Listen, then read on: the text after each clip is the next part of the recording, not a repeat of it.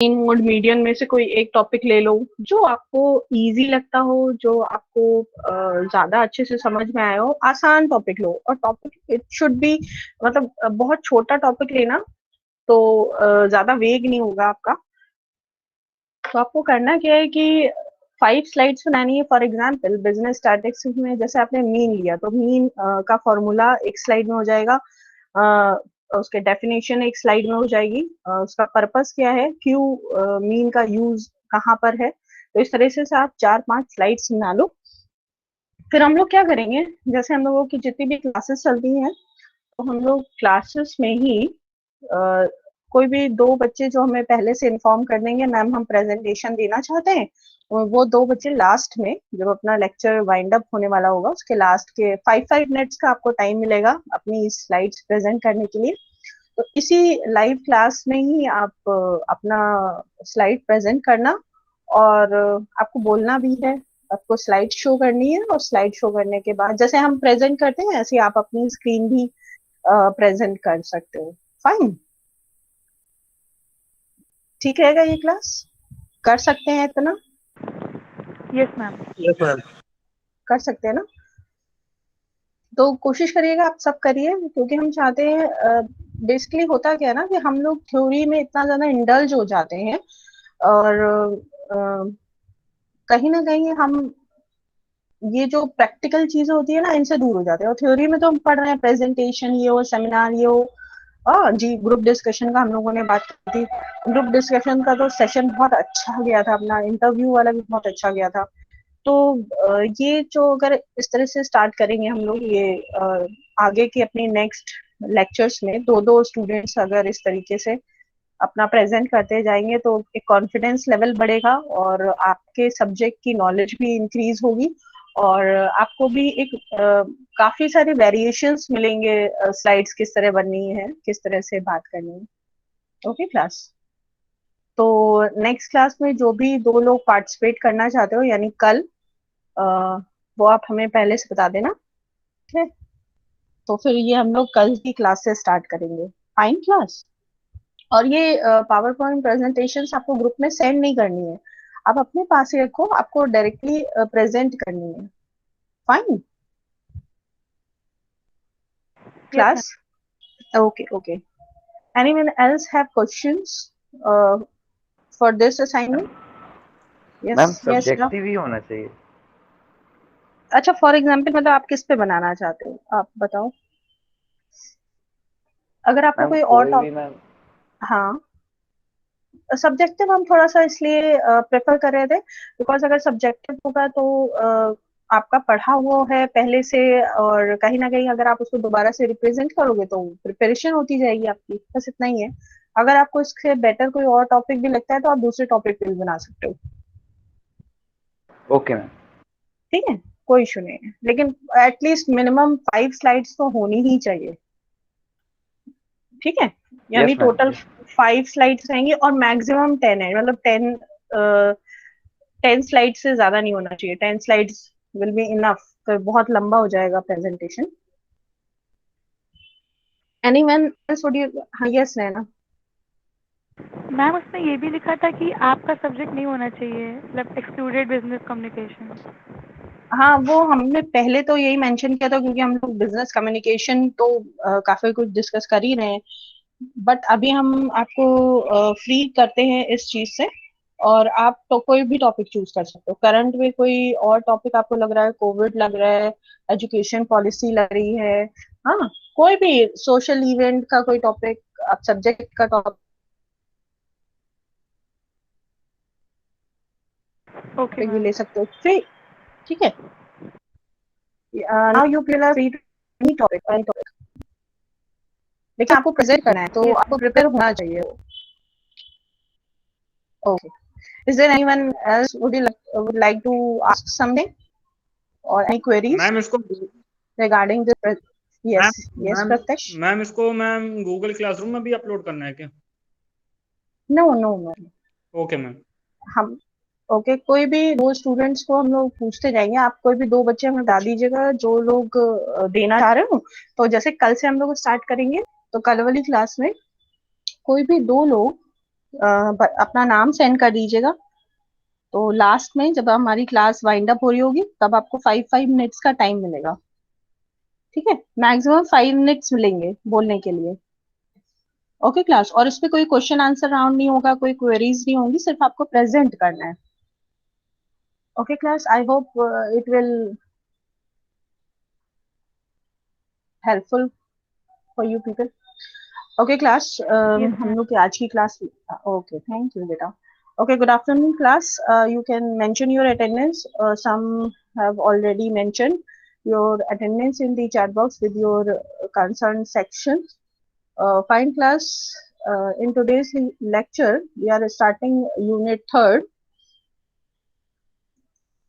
and today's topic is business letter writing. uh, सबसे पहले हम लोग बात करना चाहते हैं what are letters. Basically letters बहुत ही एक ओल्ड, हम लोग अगर स्कूल की बात करें, बहुत ही ओल्ड अगर टॉपिक की बात करें, तो पहले के टाइम में क्या होता था, लोगों को अगर कोई इंफॉर्मेशन देनी है या हिस्ट्री के बारे में कुछ बताना है या कहीं की कोई इंफॉर्मेशन देनी है तो लोग लेटर्स लिखा करते थे। कई बार क्या होता था वो लेटर मतलब सेंड करे जाते थे तुरंत, या कई बार क्या होता था उसको रख लिया जाता था, जब कोई पर्सन आता था तब उसे वो लेटर्स हैंड ओवर कर दिए जाते थे कि भाई ये मैंने आपके लिए लिखा है, ये आप आराम से बाद में, या बुक्स लिखी जा रही थी। तो पहले छोटे छोटे लेटर्स लिखते थे लोग, और उन लेटर्स को हम लोग कई जगह देखते हैं, म्यूजियम्स में भी आप देखोगे। तो आज हम लोग बात करेंगे कि बिजनेस में भी लेटर्स की बहुत इंपॉर्टेंस है। एक तो हम लोग जब भी रिटन कम्युनिकेशन की बात करते हैं तो कहीं ना कहीं रिटन कम्युनिकेशन की वल्नरेबिलिटी थोड़ी ज्यादा होती है, और हम लोग ये मानते हैं कि रिटन कम्युनिकेशन एक एविडेंस होते हैं, प्रूफ होते हैं फ्यूचर के लिए, और हमारे लिए रेफरेंस होते हैं अगर हमें कोई चीज नहीं क्लियर हो रही होती हो। तो ये लेटर्स प्रोफेशनली बहुत इंपॉर्टेंट होते हैं। चाहे वो अब तो ऑनलाइन जब से स्टार्ट हो गया है, ठीक है, आपके पास मेल आईडीज होती हैं तो आप मेल्स करते हो, लेकिन उनमें भी कहीं ना कहीं लेटर फॉर्मेट ही होता है, आप लेटर्स ही लिख रहे होते हो। तो बेसिकली बिजनेस में जब हम लेटर्स का इस्तेमाल कर रहे हैं तो किसी एक पर्पस के लिए होते हैं और जरूरी होते हैं एविडेंस के तहत। तो आज हम लोग इन्हीं सब पे बात करेंगे।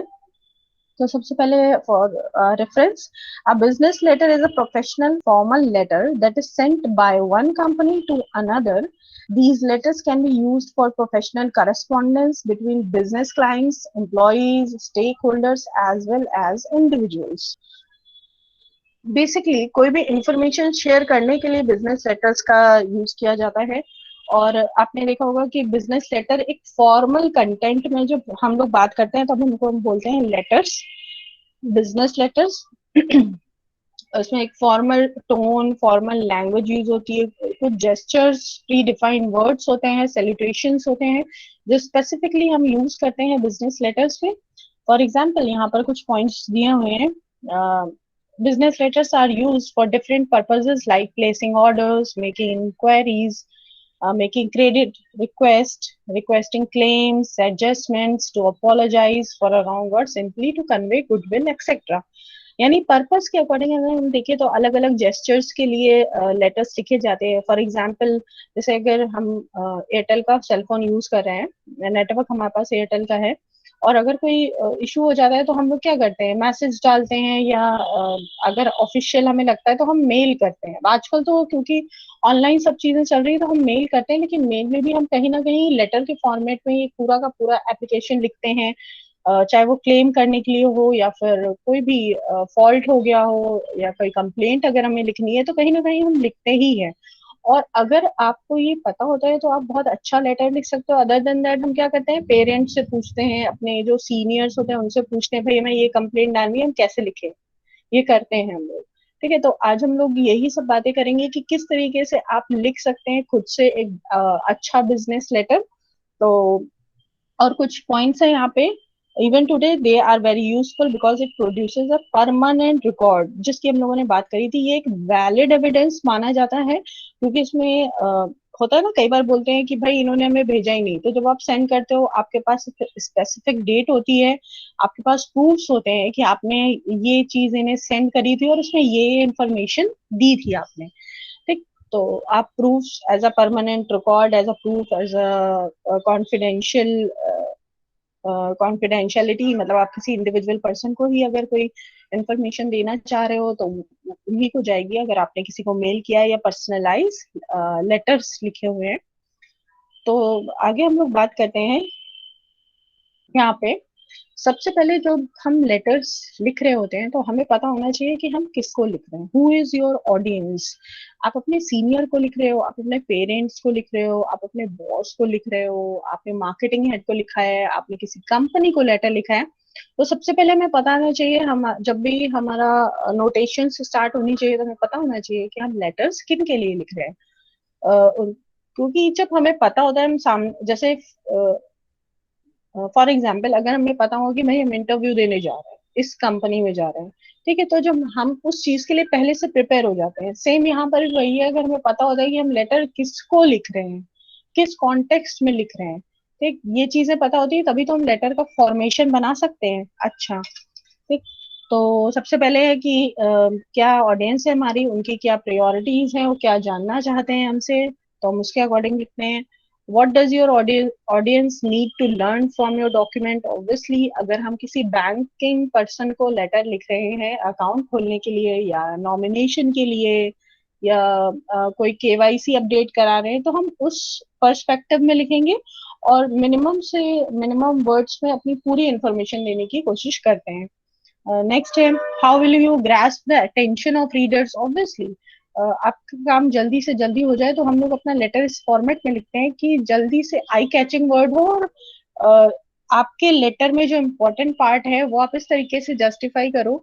जैसे कई बार आपने देखा होगा कुछ इन्फॉर्मेशन लोग अलग से नीचे भी लिख मेंशन कर देते, name, contact number, account number, तो कहीं ना कहीं जो रीडर होता है उसका अटेंशन ग्रैब हो जाता है कि हाँ भाई यहाँ पे सारी इंफॉर्मेशन एक साथ दी गई है।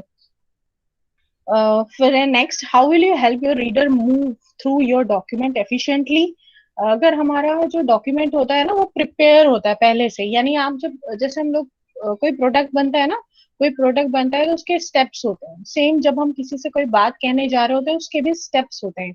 यानी पहले हम जो भी टॉपिक पे बात करने जा रहे हैं पहले इंट्रोड्यूस कराते हैं उस टॉपिक से, ठीक है। जैसे हम लोगों ने लेटर के बारे में पढ़ना शुरू किया तो उससे पहले हम लोगों ने समझा कि लेटर्स होते क्या हैं।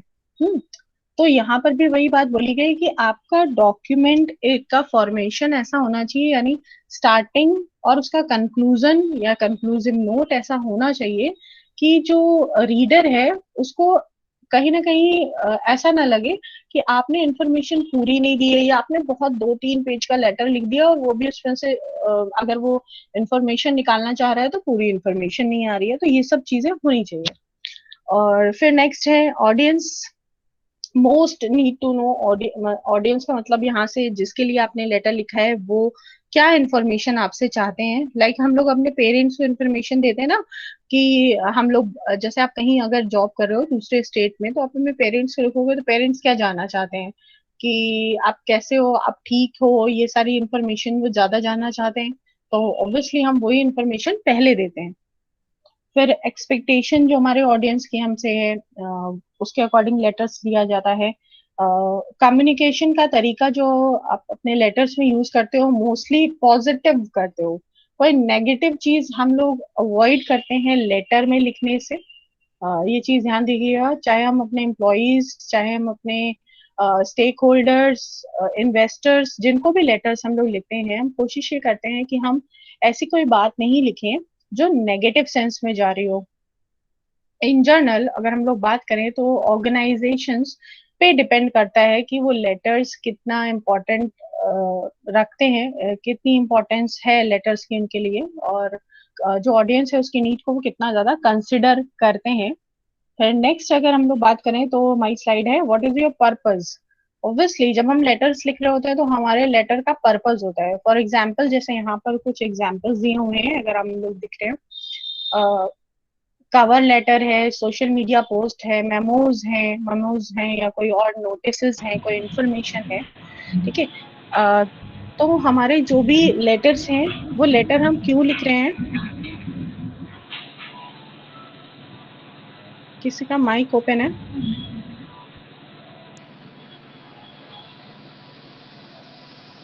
Class mute your mic. Okay. तो फर्स्ट इज आपका audience, second is your purpose, third हम लोग आ जाते हैं बिजनेस लेटर टेम्पलेट फील्ड्स. ठीक है. तो ये जो टेम्पलेट्स होती हैं इनकी फील्ड्स की अगर हम लोग बात करते हैं कि यानी जो बिजनेस लेटर का फॉर्मेट होता है, अगर हम लोग उस फॉर्मेट की बात करें तो उस फॉर्मेट में कैसे स्टार्ट होगी चीजें, और कौन कौन सी चीजें जो या कौन कौन सी फील्ड्स हैं जो आपके बिजनेस लेटर में कंपल्सरीली होने चाहिए. ठीक है. तो हम लोग आगे इसके कुछ स्लाइड्स में आपको उसके फॉर्मेट्स भी हैं वो भी हम लोग देखेंगे. हम लोग देख लेते हैं अगर कौन कौन से कितने हेड्स हैं या कितने पॉइंट्स हैं जो आपके लेटर में जरूर होने चाहिए. तो पहला है डेट. ऑब्वियसली डेट आप जरूर मेंशन करोगे. डेट का फॉर्मेट कैसा भी हो सकता है. आप पहले डेट लिख सकते हो, फिर मंथ लिख सकते हो, या पहले मंथ और फिर डेट लिख सकते हो. ये डिपेंड करता है. फिर उसके बाद होना चाहिए सेंडर का एड्रेस. देन और सेंडर के एड्रेस में डिपेंड करता है कि कई बार आप सिर्फ उनका नाम और डेजिग्नेशन मेंशन कर लेते हो, और जो लेटर का ऊपर वाला फॉर्मेट होता है उसमें आप पूरा एड्रेस मेंशन करते हो. और कई बार आप जब लेटर के अंदर लिख रहे होते हो पूरा लेटर, तभी भी आप पूरा का पूरा एड्रेस वहां पर भी मेंशन कर सकते हो. तो ये डिपेंड करता है आप जिस पे भी लेटर हेड पे लेटर लिख रहे हो या फॉर्मल इनफॉर्मल लेटर लिख रहे हो. फिर नेक्स्ट है इनसाइड एड्रेस. इनसाइड एड्रेस का मतलब हो गया जब आप इंडिविजुअल पर्सन को बोलेंगे या बात कर रहे होंगे उनकी बात कर रहे हैं. तो यहाँ पर लिखा हो ना use full name with mister miss या जो भी है, डॉक्टर, इंजीनियर, जो भी है उनके सैल्यूटेशंस हैं इस तरह के, वो आपको यूज करने हैं. फिर यहाँ be sure to be use a colon at the end of the name, not as comma as in personal letters. Okay. Colons का इस्तेमाल करना है. और बेसिकली जब हम फॉर्मल लेटर्स लिख रहे थे तो हम लोग जो फॉर्मल कॉमा, क्वेश्चन मार्क या एक्सक्लेमेटरी मार्क्स, इस तरह के जो जेस्चर्स है ना, जो चीजें हैं वो हमें सही करेक्ट जगह पे लगानी है. इनफॉर्मल में तो चलता है आपके सेंटेंसेस लंबे हो जाते हैं तो इट्स ओके, आप कॉमा कर करके सेंटेंसेस अपना आगे तक बढ़ाते चले जाते हो. फिर नेक्स्ट आ जाता है बॉडी या मेन मैसेज, जिसको हम कह सकते हैं कि आपका मेन टॉपिक क्या है. तो वो हम यहाँ पे लिखते हैं स्टेट, क्यों लिख रहे हैं आप, क्या पर्पस है आपका, रीजंस क्या है, वो सारी चीजें. और लास्ट में फिर हम एक पैरा लिखते हैं कि सो दैट वी, हम इसके बाद क्या चाहते हैं, क्या आपसे एक्सपेक्टेशंस कर रहे हैं. तो वो एक कंक्लूसिव नोट में आएगा कि कॉल टू एक्शन आप क्या चाहते हो. लास्ट में सिग्नेचर्स, और अगर आपके कोई एनक्लोजर्स हैं यानी आप उसके साथ में कोई एविडेंसेस, कोई प्रूफ्स अटैच कर रहे हो लेटर के साथ में, तो वो आप एनक्लोजर में मेंशन करोगे कि आपने क्या अटैच किया है. लास्ट में जिसको हम लोग सीसी बोलते हैं, इट इज कार्बन कॉपी. अगर आपने यही सेम लेटर आप एडिशनली किसी और को भी दे रहे हो तो उसको बोलते हैं कार्बन कॉपी, सीसी. ठीक है. और एक और होता है जो हम लोग ईमेल्स में देते हैं which is BCC, it is blank. Basically क्या होता है कि ब्लैंक या ब्लाइंड बोलते हैं. ठीक. इसमें क्या हो रहा है, इनविजिबल रहता है. जैसे कार्बन कॉपी में आप जब जिसको सेंड कर रहे हो वो बाकी सबको विजिबल हो रहा होता है, लेकिन BCC में क्या होता है, वो विजिबल नहीं होता है. बस इतना सा डिफरेंस होता है. और जिनको कार्बन कॉपी करते हैं इट मीन्स कि आप सबको इन्फॉर्मेशन देना चाह रहे हो. और BCC का मतलब ये हो जाता है कि कहीं ना कहीं आप सिर्फ नोटिफाई करना चाहते हो, आपने उनको रखा हुआ है कि उनके नॉलेज में है या उनके पास इंफॉर्मेशन है कि आपने ये काम किए हुए हैं, इनको उनको सेंड किया है. ठीक है. फिर उसके बाद हम लोग यहाँ पे दो फॉर्मेट्स देख लेते हैं क्लास. ये एक फॉर्मेट है, इस तरह का फॉर्मेट भी होता है. पहले क्या होता था, पहले अगर आपको याद हो तो आपका ये जो सिंसियरली वाला या जो ओबीडियंटली हम लोग लिखते हैं, ये यहाँ पर होता था. अब क्या चल रहा है, लेफ्ट अलाइनमेंट चल रहा है. अलाइनमेंट आई होप समझते हो आप लोग. ये अलाइनमेंट, ये जो ऊपर आपको जहां पर कर्सर जा रहा है, ये जो होते हैं ये अलाइनमेंट्स होते हैं. हाँ, सेंट्रल, लेफ्ट, राइट, जस्टिफिकेशन वाला ये रहता है. ठीक. तो यहाँ पर हम यहीं पे बात कर रहे हैं कि सारी चीजें जो होती हैं ये लेफ्ट अलाइनमेंट में, सारी चीजें जब स्टार्ट हो रही है वो यहाँ से स्टार्ट हो रही है। पहले अगर आपको याद हो या आपको ध्यान हो, जब पहले लिखते थे तो यहाँ पर आप जब भी नया पैराग्राफ स्टार्ट करते थे वो थोड़ा सा स्लाइटली अंदर की तरफ से स्टार्ट होता था, फिर नेक्स्ट लाइन इक्वली यहाँ से स्टार्ट होती है। लेकिन अब क्या हो गया, सारी चीजें लेफ्ट अलाइनमेंट में है, पैराग्राफ अगर चेंज होता है तो वो वहीं से स्टार्ट हो जाता है। फाइन। तो ये लेफ्ट अलाइनमेंट बहुत काफी दिन से चल रहा है। इस वाले लेटर में आपको सेंटर में चीजें दिख रही हैं। तो कई लोग क्या करते हैं कि मतलब एड्रेस पे फोकस करने की वजह से, yes Piyush, yes Piyush, you were raising your hand. Okay, I by default हो गया होगा। ओके। तो कई लोग यहाँ पर आपको दिखेगा कि एड्रेस पे फोकस करने के लिए वो सेंटर में लिख देते हैं, आप इधर भी लिख सकते हो। ठीक, तो ये है, यहाँ पर देखिए हम लोगों को डेट मेंशन है, फिर ये एड्रेस है, ये सैल्यूटेशंस है। जब हम ईमेल्स लिख रहे होते हैं तो हम लोग डियर सर मैम लिख लेते हैं। ठीक है, लेकिन हम लोग अगर लेटर लिख रहे हैं तो ध्यान रखिए, अगर आप कोई फॉर्मल लेटर लिख रहे हैं तो डियर का यूज नहीं किया करा जाता है। ईमेल्स में तो किया जाता है, क्योंकि ईमेल्स को कहीं ना कहीं अभी भी जो रिटन लेटर्स होते हैं ना उससे कम वैल्यूबल समझा जाता है। इसलिए इसमें ये थोड़ा इनफॉर्मल समझा जाता है, इसलिए डियर का यूज कर लेते हैं। फिर उसके बाद ये इंट्रोडक्शन वाला है पार्ट है, फिर ये मेन मैसेज बॉडी है, और फिर ये लास्ट में इन्होंने क्लोज किया है यहाँ से जो भी वो कॉल ऑफ एक्शन कराना चाह रहे हो। ठीक, लास्ट में कुछ स्पेशल लाइंस आप देखते हो अलग से लिखी रहती हैं। कई बार होता है ना कि आप बहुत अर्जेंटली इंफॉर्मेशन चाहते हो या कॉल टू एक्शन चाहते हो, तो यहाँ पर आपको वो मेंशन करना पड़ेगा। या कई बार आपने देखा होगा लोग स्पेसिफिकली डाल देते हैं कि free to make calls for queries, या मतलब यहाँ पर मेंशन कर देते हैं, या ऐसी कोई भी चीज जेस्चर जो आप स्पेसिफिकली बोलना चाह रहे हैं वो लास्ट में आप वाइंड अप के बाद कर सकते हैं। फिर है सिग्नेचर्स एंड क्लोजर्स, जो हम लोगों ने यहाँ पे बात करी, सिग्नेचर्स एंड क्लोजर्स और कार्बन कॉपी अगर हम मेल में करते हैं। एक फॉर्मेट और आपको यहाँ पे दिख रहा है, इसमें मार्जिन्स और थे, तो ये वाला फॉर्मेट आपको दिखाने के लिए कि मार्जिन्स का जरूर ध्यान रखा जाता है। अगर हम लेटर हेड पे कोई लेटर लिख रहे हैं तो ये ध्यान रखिए कि ऊपर लेटर हेड में नेम ऑफ द कंपनी या जो भी पर्सन है उनका नाम होता है, रेफरेंस नंबर होता है लेटर का, इस साइड में मार्जिन्स होते हैं और इस साइड में आपको मार्जिन्स रखने होते हैं। ठीक है। तो सेम मार्जिन्स होते हैं 1 पॉइंट से लेकर 1.5 तक, यहाँ पर यहाँ पर यहाँ पर, और यही चीज हम लेटर के फॉर्मेट में नीचे भी करेंगे। आपको अगर लेटर का फॉर्मेट नहीं भी पता हो तो अगर आप इस पे टाइप कर रहे हो अपने सिस्टम पे, तो यहाँ पर आपको बहुत सारे ऑप्शंस मिलते हैं। ठीक है, ऊपर की स्लाइड में ऑप्शंस मिलते हैं बार में। तो जो टूल बार है आपका, इसमें आप देखोगे कि A4 साइज का लेटर भी आता है, और A4 साइज होता है, A5 होता है, और लेटर का वाला भी रहता है। तो जब अगर आप उसको सेलेक्ट करोगे तो अपने आप वो मार्जिन इस साइड नीचे और ऊपर सब तरफ वो मार्जिन रखेंगे। नीचे वाले मार्जिन इसलिए होते हैं, कई बार फुटनोट्स होते हैं नीचे। ठीक है, मेल आईडी दी रहती है या वेबसाइट दी रहता है या एड्रेस मेंशन होता है, इसलिए नीचे भी मार्जिन छोड़े जाते हैं।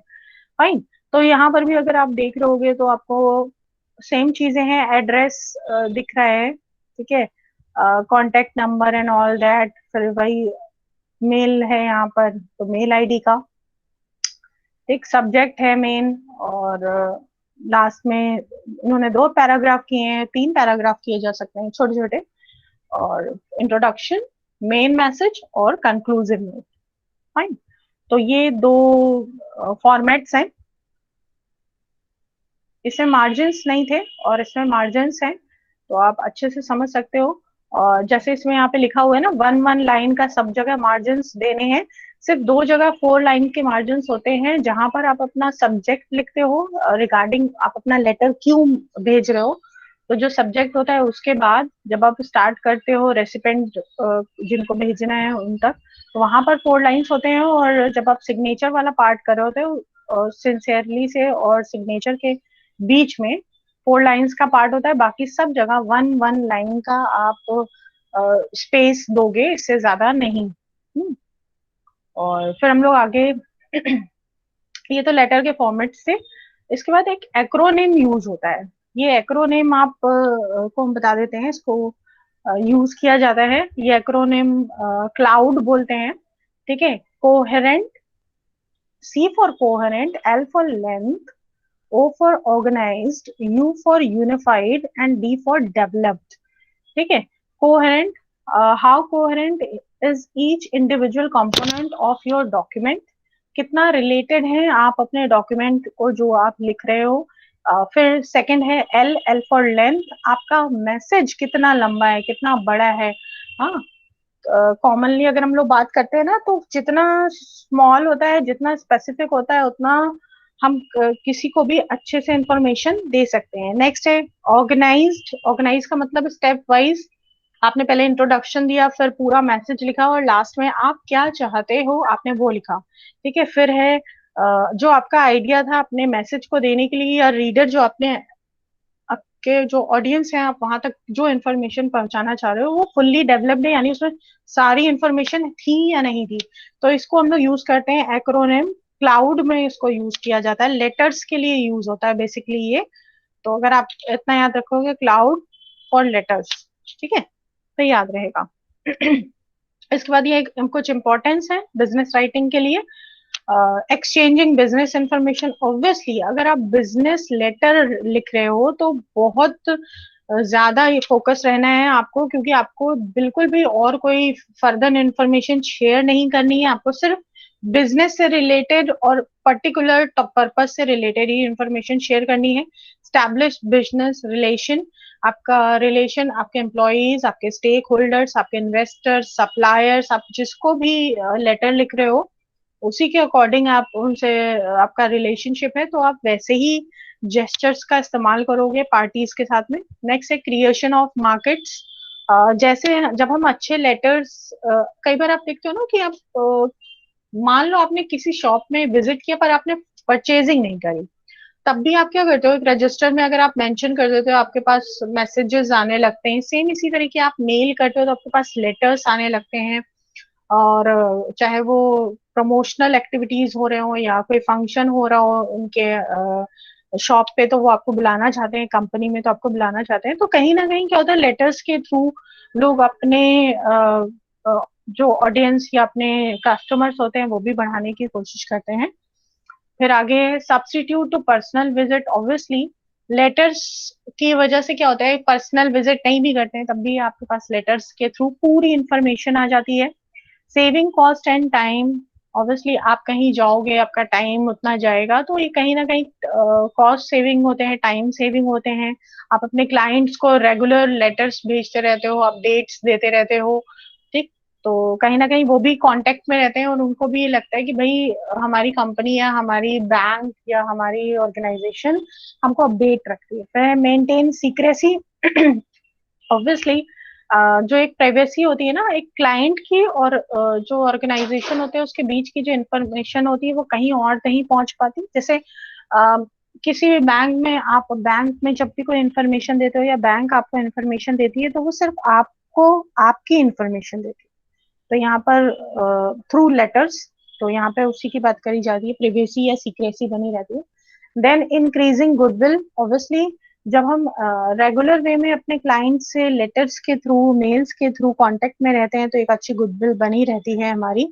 और फर्दर भी अगर हमारे क्लाइंट को कोई और इन्फॉर्मेशन चाहिए हो तो वो हमसे लेटर्स के थ्रू कांटेक्ट में रह सकते हैं। Formal agreement, obviously business letter एक फॉर्मल एग्रीमेंट है।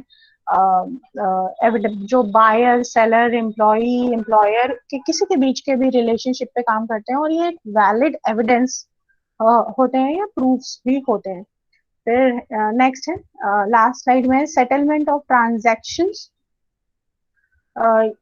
कहीं ना कहीं अगर आप उन लेटर्स में, जैसे कंप्लेंट लेटर लिखते हैं हम लोग, है ना, तो हमें कंपनी की तरफ से कंप्लेंट नंबर भी आता है उसमें, फिर हमने कब कंप्लेंट दी थी उसमें डेट मेंशन होती है, तो कहीं ना कहीं आपके पास एक प्रूफ होता है कि आपने कब कंपनी को लेटर लिखा था। आपको जब भी लगा कि आपने जो मोबाइल फोन वहां से खरीदा है, फॉर एग्जाम्पल आपने मोबाइल फोन खरीदा और वो खराब निकला, तो आपने तुरंत कंप्लेंट डाली, या हम वो इलेक्ट्रिसिटी के लिए, वाटर के लिए अलग अलग जो ऑफिसेज हैं गवर्नमेंट के, वहाँ कंप्लेंट्स देते हैं या चीजें करते हैं, तो एक फॉर्मल लेटर ही तो हम लोग लिखते हैं।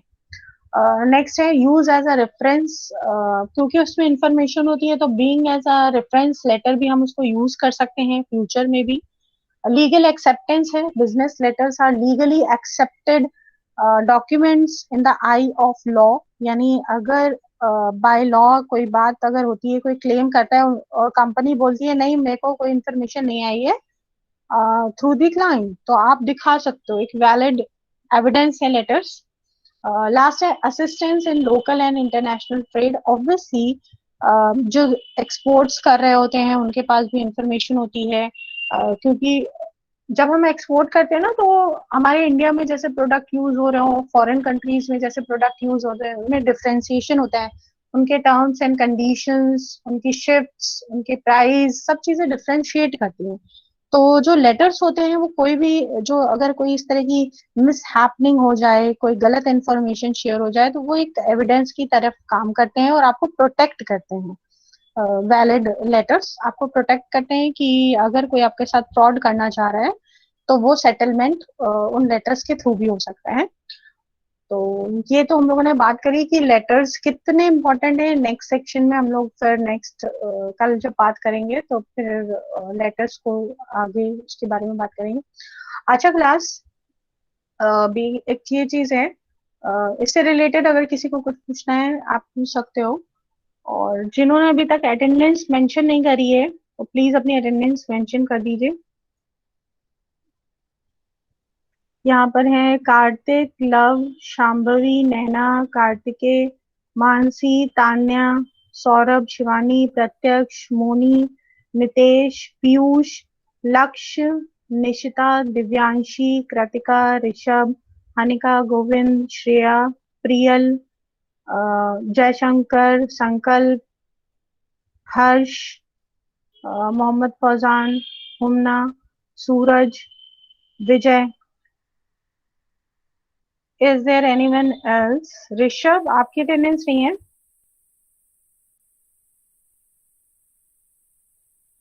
नैना अभी जो है, और अगर उन्होंने अपनी अटेंडेंस मेंशन नहीं करी है, आप उनकी अटेंडेंस मेंशन कर दो। Okay ma'am. अभी रिकॉर्डिंग ओपन है, आई एम वेटिंग।